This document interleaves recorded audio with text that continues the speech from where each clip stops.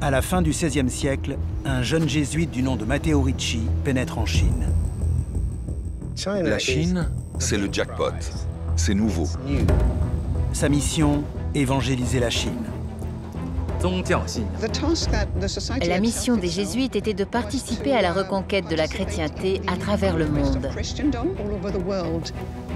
Formé à la géométrie et à l'algèbre, Matteo Ricci découvre l'astronomie chinoise et son calendrier. Donc, étudier les mathématiques était une arme nouvelle pour les jésuites, pour leur permettre de prêcher le christianisme.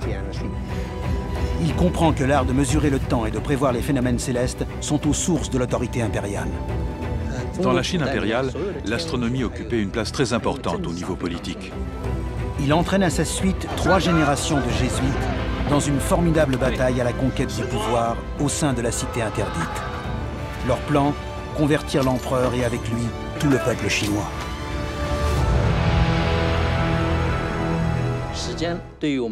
Le temps est très important pour les humains. L'existence humaine consiste à maîtriser le temps. Ainsi, l'homme a su organiser ses activités. Et c'est ainsi que nous, humains, sommes devenus supérieurs aux autres espèces.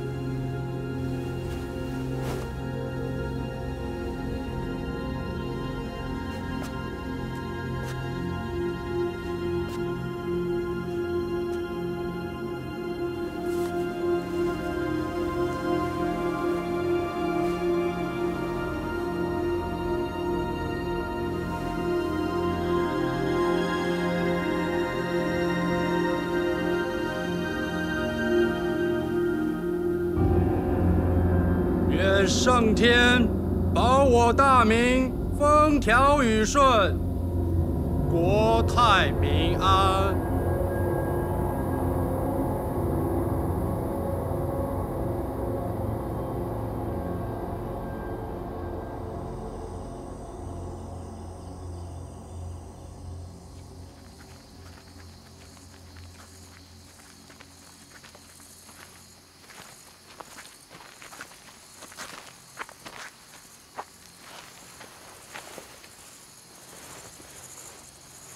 Étudier les étoiles nous rapproche un peu plus de Dieu. C'est ce que l'empereur appelle le mandat du ciel. Exactement. 是啊，这就是中国人所说的天命。天命是的，天命。哈哈哈。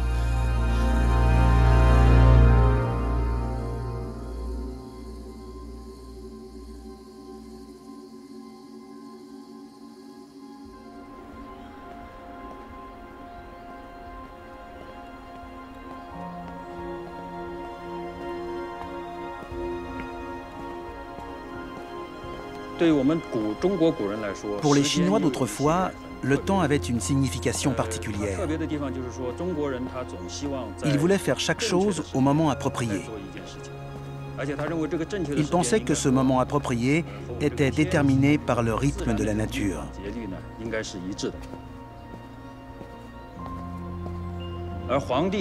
Pour asseoir la légitimité impériale, l'empereur était proclamé fils du ciel. Il représentait le peuple devant le ciel et le ciel devant le peuple. Il était donc l'intermédiaire entre le peuple et le ciel. Le pouvoir suprême de l'empereur provenait naturellement de la guerre, de la conquête d'un territoire ou d'un pays. Une fois cela accompli, s'il voulait devenir un souverain légitime, il devait être investi du mandat du ciel.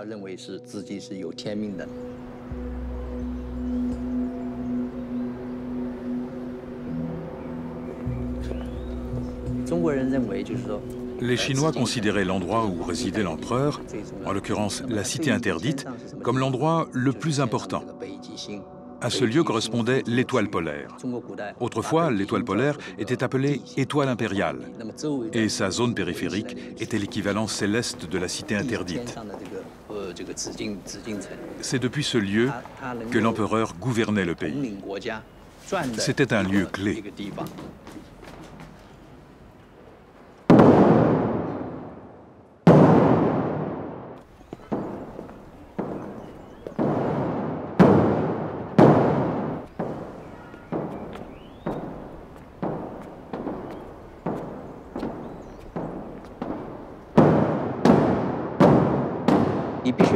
Il fallait annoncer l'heure à tout le monde.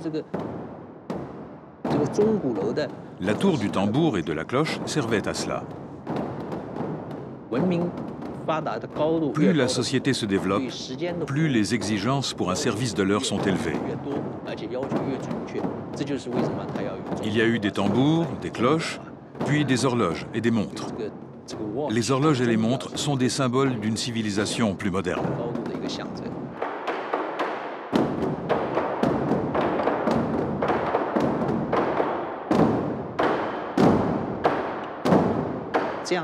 C'est ainsi que la population, suivant l'heure, pouvait organiser ses activités.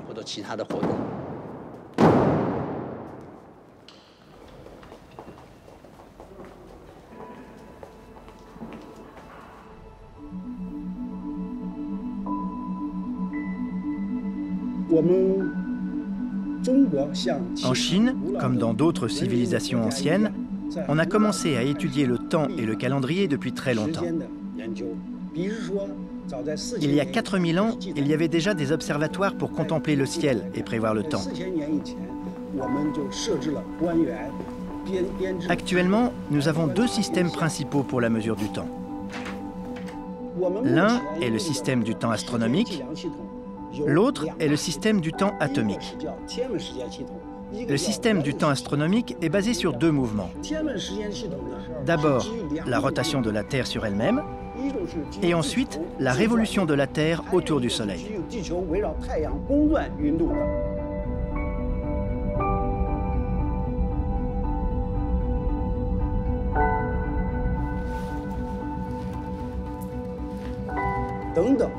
Mais il existe des décalages entre les deux temps.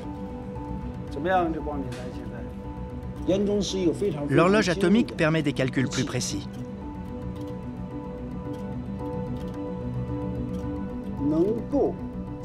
L'horloge atomique est une fréquence qui donne le signal du temps en utilisant les micro-mouvements de l'atome.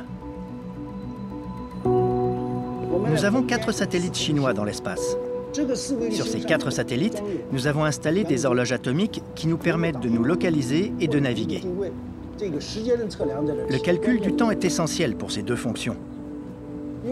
Avec ces deux systèmes, on peut faire beaucoup de choses, notamment obtenir le signal du temps. Tous ceux qui ont un portable ont leur propre système de navigation par satellite. S'il y a une erreur d'1 microseconde, c'est-à-dire d'1 millionième de seconde, cela équivaut à une erreur de 300 mètres.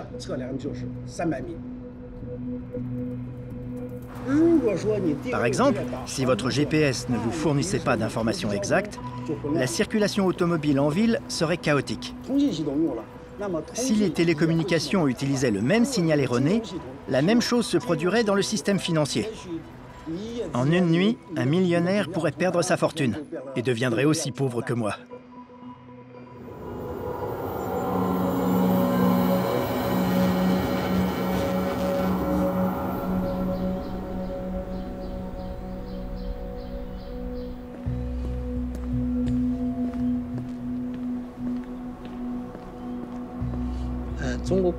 Dans la Chine impériale, l'astronomie occupait une place très importante au niveau politique. C'était une activité officielle, organisée par l'État. Les astronomes étaient des fonctionnaires et faisaient partie intégrante de la bureaucratie.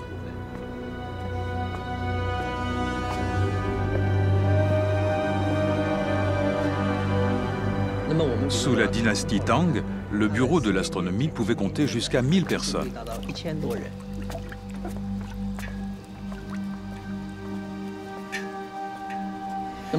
Il était composé de 3 départements. L'un était chargé de l'observation des phénomènes célestes et de faire un rapport à l'empereur sur les mouvements du Soleil, de la Lune et des planètes, et sur toute anomalie. Un autre département était chargé de l'établissement du calendrier officiel, de la mesure du temps et des saisons. Le dernier département était le service de la clepsydre, utilisé pour indiquer l'heure. Le principe était de faire couler de l'eau dans un récipient et on mesurait l'heure selon le niveau de l'eau.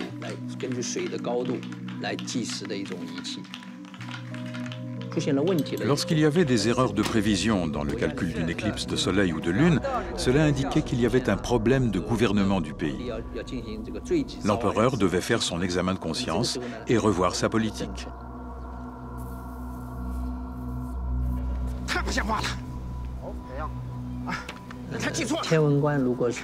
Les fonctionnaires astronomes qui se trompaient dans leurs calculs étaient punis. Selon la légende, sous l'empereur Zhongkang de la dynastie Xia, les fonctionnaires dont les prédictions s'avéraient fausses recevaient 60 coups de fouet.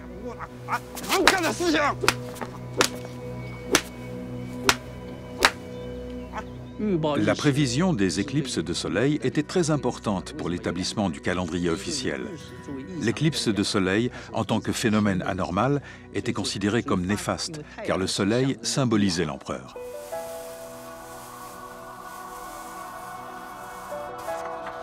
Si un empereur parvenait à établir un bon calendrier et à le promulguer, cela signifiait qu'il avait reçu le mandat du ciel. Cela explique pourquoi, dans la Chine impériale, le souverain attachait une grande importance à l'établissement du calendrier. Le peuple en ayant besoin, le calendrier devait être diffusé largement. Il en fallait des millions d'exemplaires.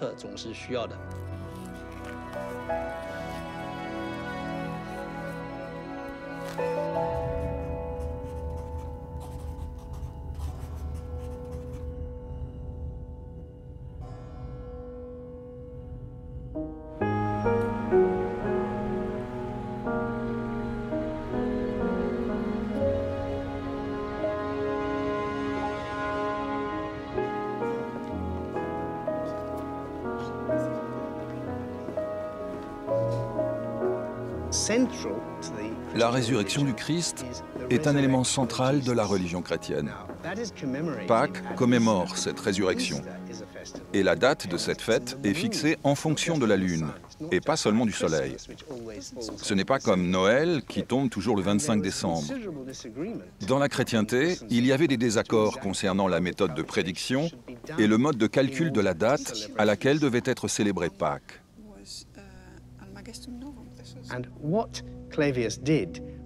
Ce qu'a fait Clavius, c'est de résoudre définitivement ce problème.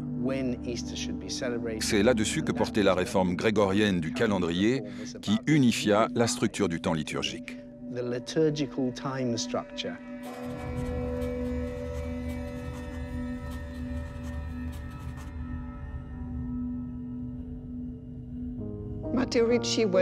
Matteo Ricci est né à Macerata, c'était un Italien. Il a été formé à Rome, au Collège romain. Et il a eu comme professeur un jésuite d'une grande renommée, Christophe Clavius, celui qui a introduit l'enseignement des mathématiques comme discipline à part entière dans les collèges jésuites. À propos des mathématiques, Clavius disait que si vous y étiez habile, tous les yeux se tournaient vers vous.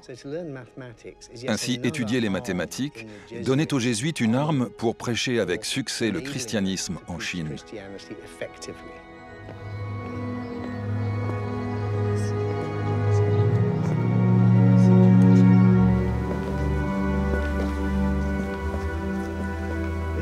Nous sommes ici dans la magnifique église baroque de Saint-Ignace, fondateur de l'ordre des Jésuites. La Compagnie de Jésus a été fondée en 1540 par Ignace de Loyola, un noble espagnol. Cette compagnie s'est développée très vite. À la fin du XVIe siècle, elle comptait déjà plus de 8000 membres à travers l'Europe. La mission de la compagnie était de participer à la reconquête de la chrétienté. Les jésuites ont donc travaillé en Europe, mais également à travers le monde. Leur tâche consistait à convertir les populations locales partout où allaient les marchands, marins et soldats européens. Ce qui incluait bien évidemment les Amériques, l'Afrique, l'Inde et l'Asie orientale.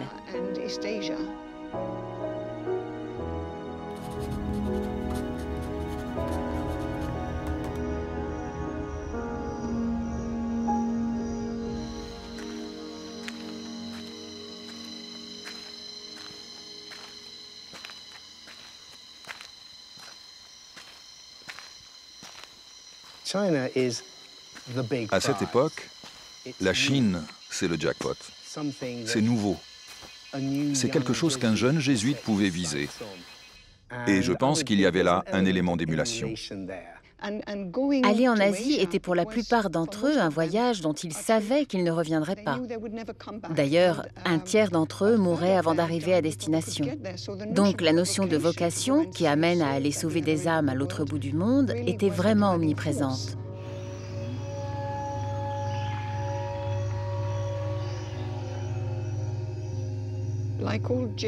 Comme tout jésuite qui se rendait en Chine ou ailleurs, en Asie, Matteo Ricci a dû passer par Lisbonne, car c'était de là que les navires partaient pour l'Asie. Tous les jésuites qui allaient en Chine partaient à bord de navires portugais, et ce pendant encore un siècle après le départ de Ricci. Ensuite, Ricci s'est arrêté à Goa, qui était une colonie portugaise, puis s'est rendu à Macao, où il est resté plusieurs années. C'est là qu'il a commencé à apprendre le chinois.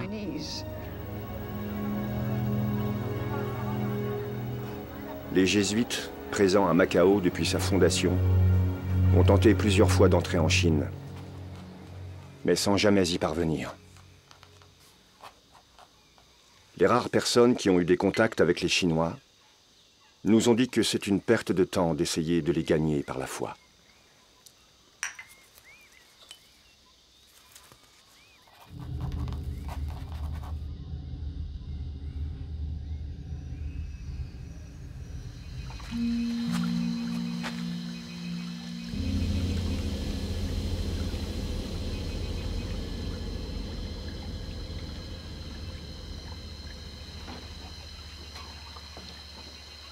Venez, mon père, venez!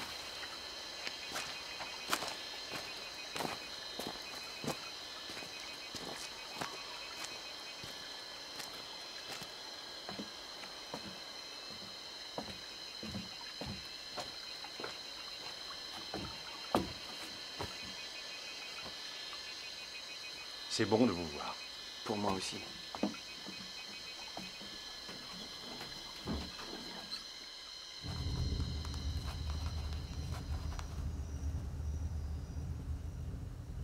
Père Li Mandao. Père Luo Mingjiang.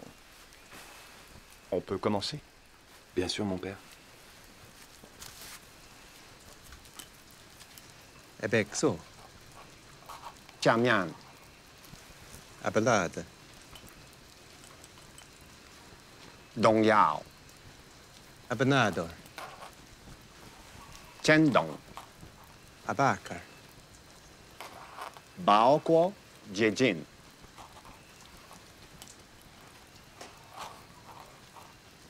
Bem. Hao.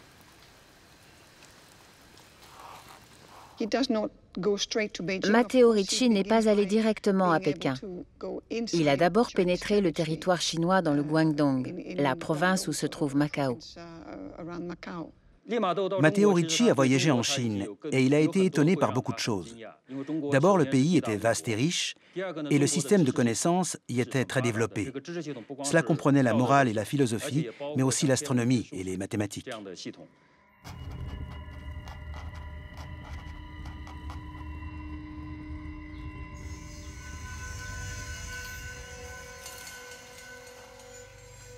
J'ai découvert quelque chose qui surpassait tout ce que je pouvais imaginer.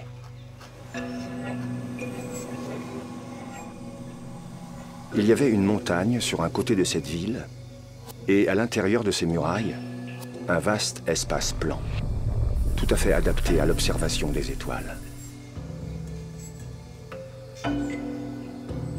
Ils y avaient installé des instruments astronomiques ou des machines en métal moulé qui par leur taille et leur élégance, surpassent tout ce qu'on connaît en Europe. Cette nuit, j'ai fait un rêve dans lequel j'ai rencontré un homme étrange.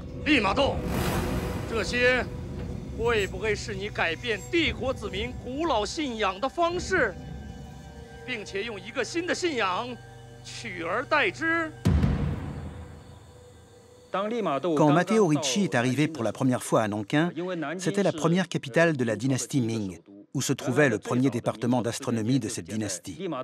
Matteo Ricci a tout de suite vu la différence entre les instruments astronomiques chinois et ceux d'Europe. Les instruments chinois utilisaient un système de coordonnées équatoriales, alors qu'en Europe, depuis la Grèce antique jusqu'au XVIe siècle, les astronomes ont toujours utilisé le système de coordonnées écliptiques. Observer le ciel au moyen de l'écliptique, c'est se référer à la trajectoire du Soleil. Mais les calculs sont moins précis, alors qu'il est plus simple de se référer à l'équateur pour déterminer la position des corps célestes. Je ne pouvais pas imaginer que la Chine avait un système astronomique si complet.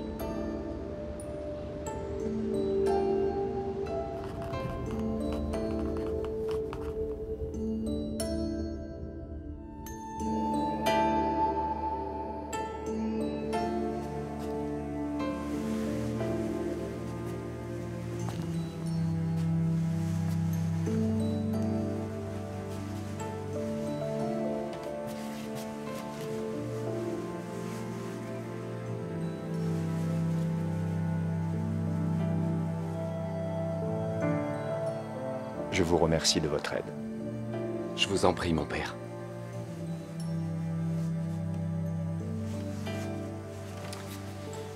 Père Pontoya. Oui, mon père. L'expérience m'a appris que les pères devraient se vêtir avec les mêmes tenues et les mêmes ornements que les Chinois les plus éduqués. Et vous savez pourquoi? Parce qu'aux yeux des Chinois, on ne serait jamais véritablement considéré comme l'égal des membres de la classe cultivée.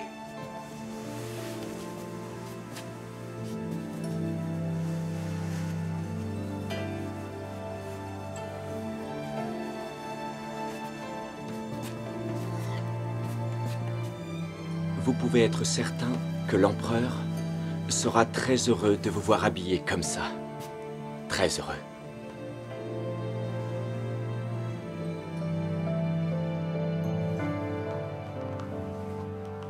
Certains ne comprennent pas pourquoi nos missionnaires doivent parler de science et de mathématiques avec les Chinois. Mais si nous voulons que les Chinois s'intéressent à nos enseignements religieux, le meilleur moyen est de leur donner de la science avec la religion. Cela retient mieux leur attention que tout le reste. Et ils voient que notre science est construite sur des preuves solides. C'est ce qui leur fait penser que notre religion doit être aussi bien fondée.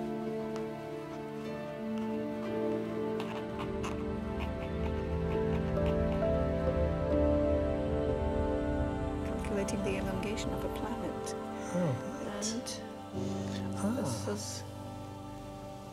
I think that what happened is that Matteo Ricci va envoyer des cadeaux à l'empereur, dont une carte du monde. C'est sa première œuvre scientifique. Quand les fonctionnaires chinois lui ont rendu visite dans sa première résidence, à Zhaoqing, ils ont vu une carte du monde européenne accrochée au mur. Les fonctionnaires l'ont interrogé à ce sujet. Et Ricci s'est rendu compte que cela pouvait intéresser les Chinois. Il a donc modifié sa carte en plaçant la Chine au centre, tout comme les cartes européennes placent l'Europe au centre du monde. Elle a eu beaucoup de succès et il a envoyé un exemplaire à l'empereur. Il lui a aussi envoyé un crucifix, du tabac à priser et aussi une horloge mécanique. Parce que Ricci avait remarqué que les fonctionnaires s'intéressaient aux progrès technologiques.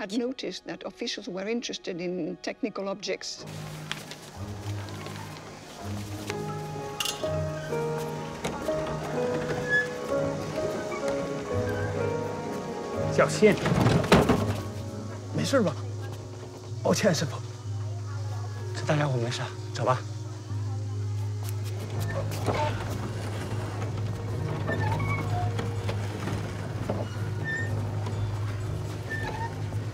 Marco Polo est le seul à être... 神父，听说汉语。对不起，利玛窦神父。我们的东岛正在这里改做贸易，不仅我们正在这里传播思想。我们快将北疆皇帝身边的带将就当。Oui, mon père.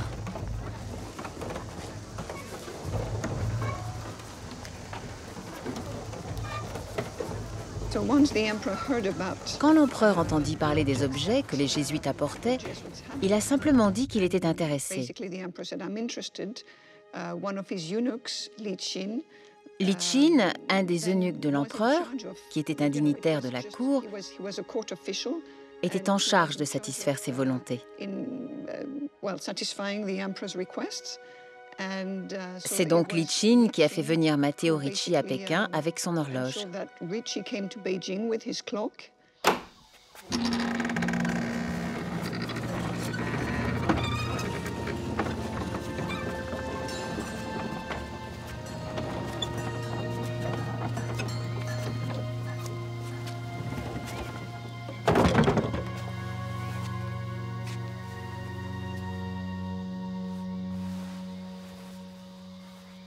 Ni hao, Li Ma Dou神父。参将大人，我们前来效忠大明皇帝。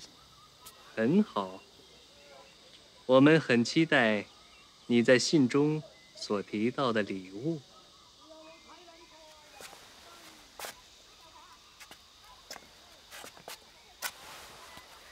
参见李大人。大人请看，这就是我们为大明皇帝准备的礼物。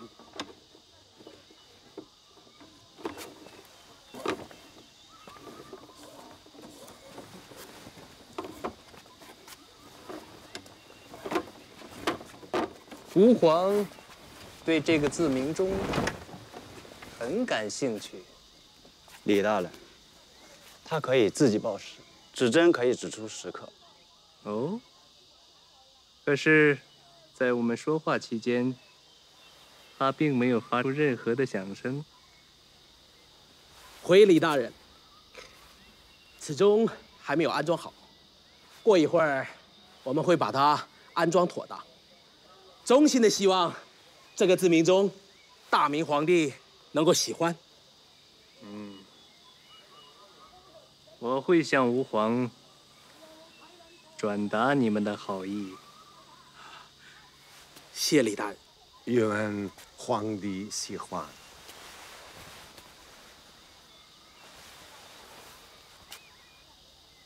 L'empereur s'est plaint du fait que ces objets ne faisaient rien, que cette horloge ne marchait pas. On pense que Ricci a pris soin d'envoyer l'horloge alors qu'elle avait besoin d'être remontée pour avoir ses entrées au palais.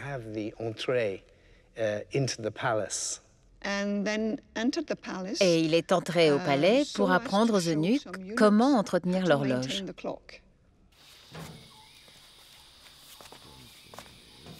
Le mécanisme de l'horloge tenait dans un meuble entre 4 colonnes.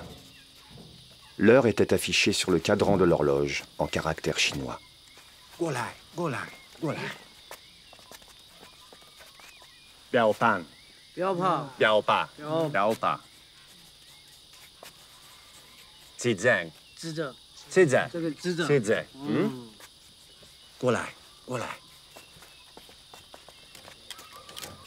Grâce à leurs efforts, les 4 eunuques assignés à l'entretien de l'horloge ont acquis suffisamment de connaissances pour la régler eux-mêmes. Ils ont mis par écrit chaque détail du mode d'emploi et du mécanisme de l'horloge.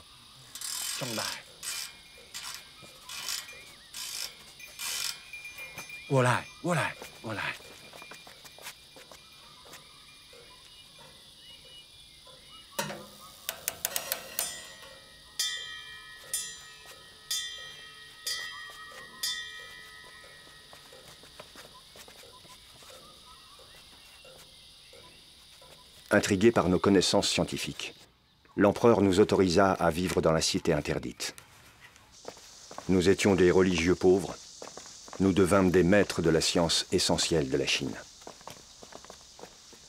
La science du temps. Dieu soit loué. Un seul coup d'horloge et nous avons accompli un miracle. 这就是我们的家，这就是我们的新家，这就是我们的教堂。欢迎我们皇帝随时来这里祈祷。神父， Nous allons faire de belles choses ici.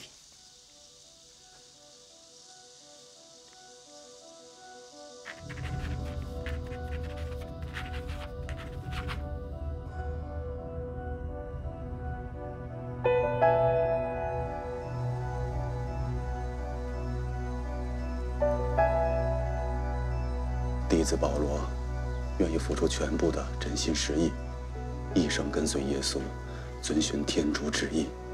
请天主给我启迪，赐予我超越世俗的真理。阿门。 Matteo Ricci n'a jamais fait partie de la bureaucratie chinoise. Il développa à Pékin ce qu'il avait commencé dans le sud de la Chine, à savoir un réseau. Et l'un de ses triomphes concerne un lettré qui s'est converti en 1603 et qui s'appelle Xu Wangxi. Ce fut le premier converti à avoir de l'influence.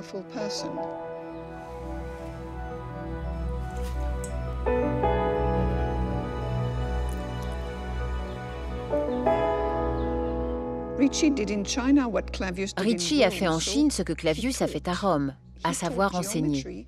Il enseigna d'abord la géométrie. Xu Wangxi, qui était un personnage important, décida lui aussi de travailler avec Ricci. Ricci décrit leur travail comme des leçons. Et Xu Wangxi, étant un bon lettré, a tout retranscrit dans un parfait chinois.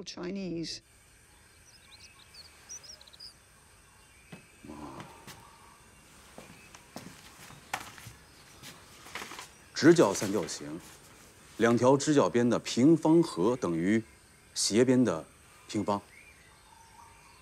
是的。 Rien ne plaisait autant aux Chinois que les éléments d'Euclide. C'est probablement dû au fait qu'aucun peuple n'estime autant les mathématiques que les Chinois. 在过去几个世纪中，主要有两个原因导致我们对数学的忽视，甚至是诋毁。是这样吗？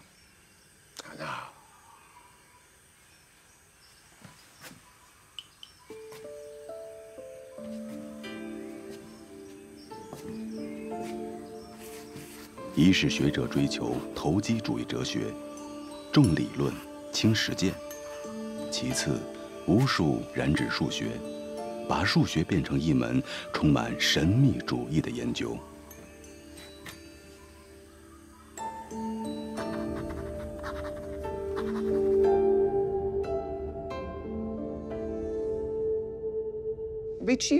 Matteo Ricci s'est rendu compte que les Chinois étaient intéressés par tout ce qui concerne les sciences mathématiques et en particulier l'astronomie. Quand Ricci est arrivé, depuis des années, les calendriers officiels traversaient une crise. Et il y avait eu plusieurs tentatives de réforme infructueuses.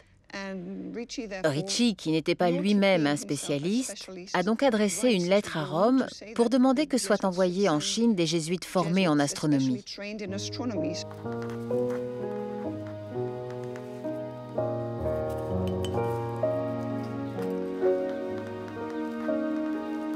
Je répète avec insistance une requête que j'ai déjà formulée et qui est restée sans réponse. Il serait très bénéfique d'avoir à la cour de Pékin un père ou un frère qui soit astronome. Je connais suffisamment la géométrie, l'horlogerie et les astrolabes, et j'ai les ouvrages nécessaires. Mais les Chinois attachent moins d'importance à ces sciences qu'au mouvement des planètes, au calcul des éclipses et en fait, au calendrier. J'espère que vous traiterez cette question qui est de la plus haute importance pour la Chine, avec le Père général.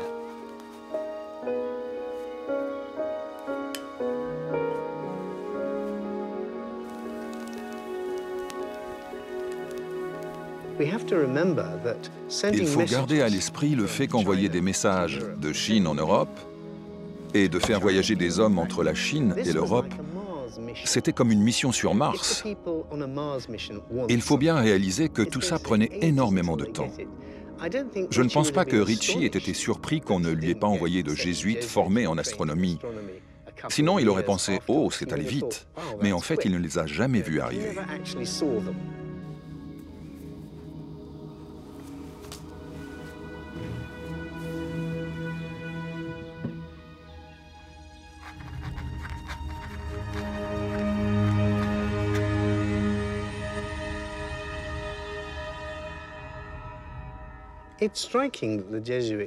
Ce qui est frappant, c'est que les jésuites arrivent en Chine au moment d'une grave crise dans le domaine de la cosmologie en Occident.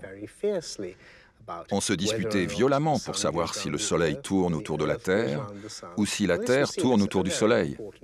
En Europe, cette question était considérée comme très importante. Mais elle était beaucoup moins préoccupante en Chine. Les Chinois pouvaient se passer d'un modèle pour représenter les mouvements de la Terre et du Soleil dans l'espace. C'était ce qu'on pouvait observer qui les intéressait.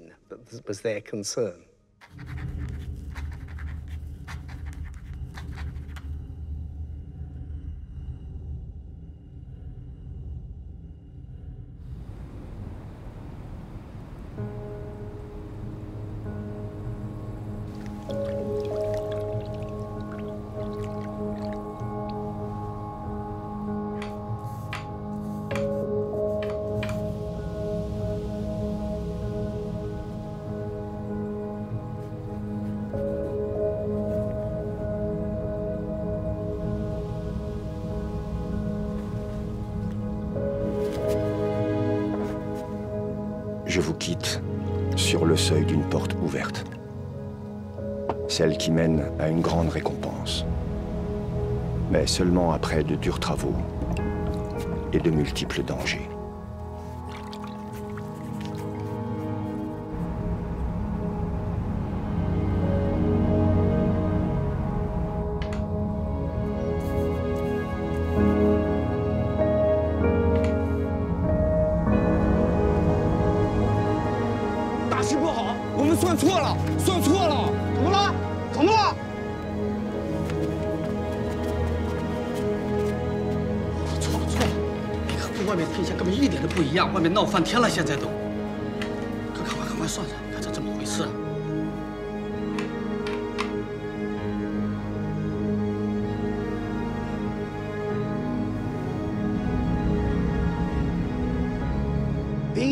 Être capable de prévoir une éclipse était le test suprême d'un système astronomique en Chine. Et le plus difficile était de prédire une éclipse de soleil. Mon père! Mon père! Shenfu! Shenfu! Mon père! Shenfu! Mon père! Shenfu! Shenfu!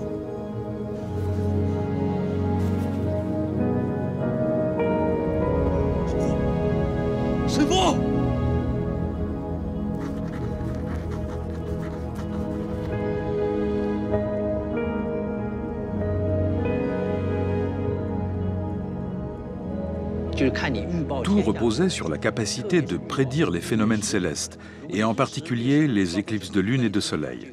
Ces prédictions étant fausses, le calendrier était fautif et devait être réformé. De telles réformes étaient courantes dans la Chine impériale, parce qu'avec le temps, le calendrier perdait en justesse. Mais les réformes ne se limitaient pas à des questions techniques, car le changement du calendrier signifie le changement du mandat céleste. Donc, il s'agissait aussi de questions politiques. Si le calcul des astronomes manquait de précision, la date du solstice d'hiver pouvait être fausse, et les prières de l'empereur pour une bonne récolte n'étaient pas efficaces. C'est pour cela que les jésuites pouvaient être utiles.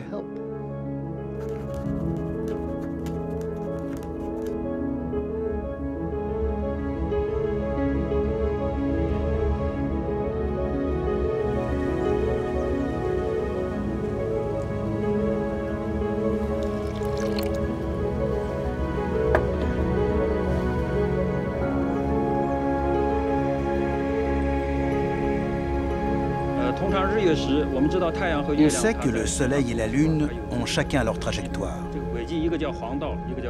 Leurs deux orbites se rencontrent sur les nœuds lunaires. Quand le Soleil et la Lune arrivent en même temps au même nœud lunaire, une éclipse de Soleil se produit. Ce calcul est compliqué, car les trajectoires de la Lune et du Soleil sont complexes.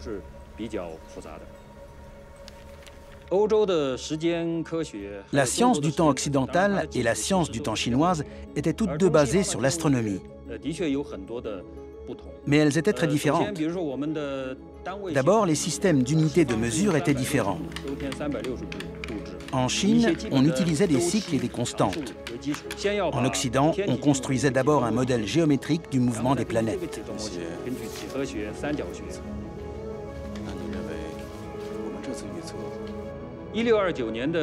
Pour la prévision de l'éclipse en 1629, Xu Guangxi fut aidé par les missionnaires, avec les méthodes occidentales. À la suite de cette éclipse, l'empereur Shongzhen approuva les résultats obtenus par Xu Guangxi grâce à ces méthodes.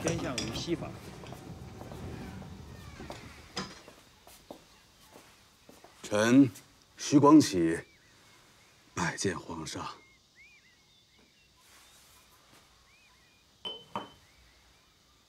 立法提案准奏，着你徐光启全权负责。谢皇上。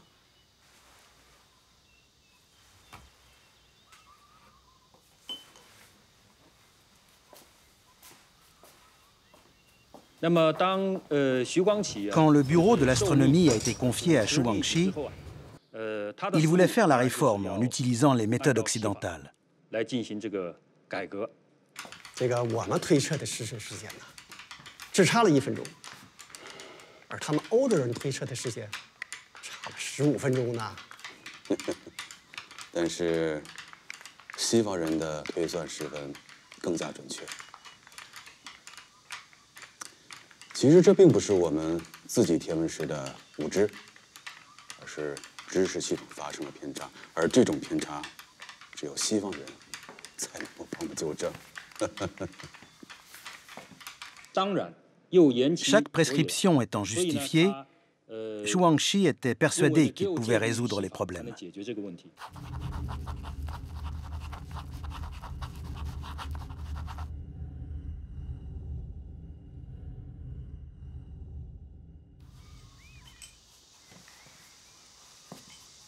Vous 们现在学的是礼、义、法和术。如果不能掌握理论，那么我们将得不到方法；如果不能通晓原理，我们将无法推算。吸收西方知识的信息和原理后，那我们将为我们自己宏大的知识系统基础上加以利用。 Xu Guangxi fait venir à Pékin 2 jeunes missionnaires, l'allemand Johann Charles von Bell et l'italien Giacomo Rò. Ce sont eux qui ont joué le rôle le plus important dans la réforme du calendrier.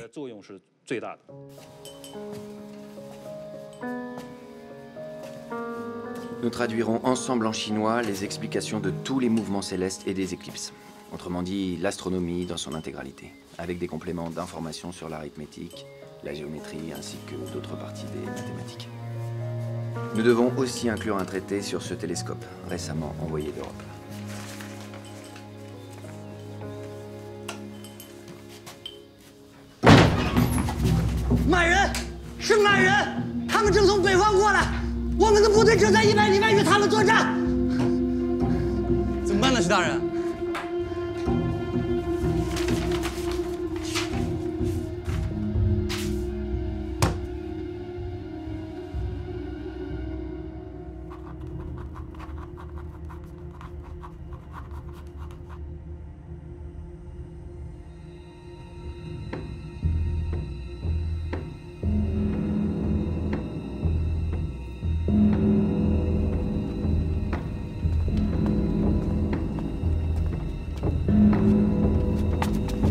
弟们，冲啊！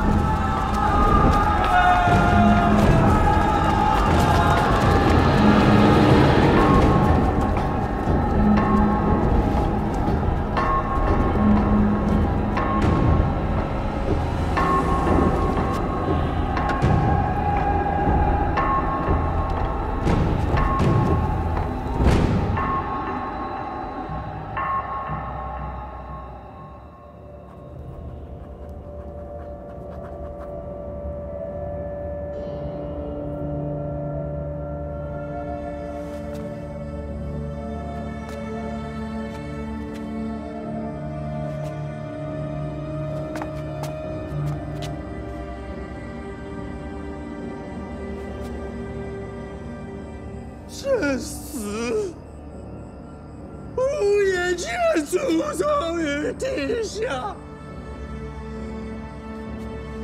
去人冠冕，一发覆灭，让贼人们分裂真实。悬崖上，百姓一